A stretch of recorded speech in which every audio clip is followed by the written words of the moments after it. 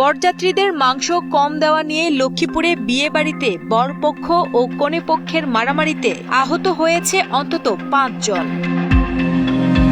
জানা যায়, লক্ষ্মীপুরের রায়পুর উপজেলার কলাকোপা এলাকার মুক্তার হোসেনের সঙ্গে ৩ লাখ টাকা দেনমোহরে বিয়ে হয় একই উপজেলার নাচমার।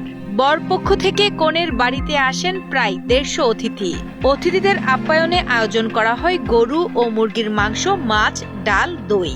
তবে খাবার পরিবেশনের সময় বরযাত্রীদের মাংস কম দেওয়ার অভিযোগে বরপক্ষ ও কনেপক্ষের মধ্যে প্রথমে কথা কাটাকাটি হয়। এক পর্যায়ে সেই কথা কাটাকাটি রূপ নেয় সংঘর্ষে। পরবর্তীতে দুই পক্ষের লোকজন রীতিমতো লাঠিসোঁটা নিয়ে জড়িয়ে পড়েন মারামারিতে।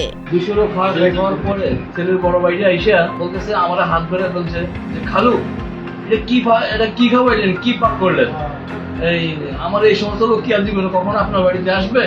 আমি তো হতভম্ব হয়ে গেলাম। তখন আর আমার কোনো কথা নাই, আমি জানাই আমার সাথে কি দিতে হবে এই পরিস্থিতি। এই নতুন জামাই উঠে লাভ দিয়ে উঠে বাঁশ নেয় বা ধর মার বিভিন্ন ধরনের কথাবার্তা বলতেছে। খাওয়া অবস্থায় দুলে উঠিয়ে সিস্টেম তো উঠিয়ে যায়, বলে যে হ্যাঁ এদেরকে পরে শিক্ষা দিব, পরে শিক্ষা দেবো।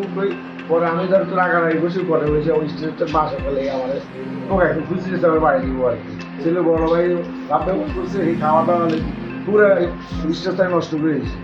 এসে ছোট লোক বড় লোক মানে কি খাওয়াইছে সবগুলো খাওয়া যেটা পাকাই দেয় মাথা।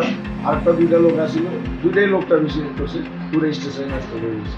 শুক্রবার বিকেলে লক্ষ্মীপুরের রায়পুর পৌরসভার উত্তর কেরোয়া এলাকায় ঘটে এই ঘটনা। এতে বর ও কনেপক্ষের অন্তত ৫ জন আহত হন।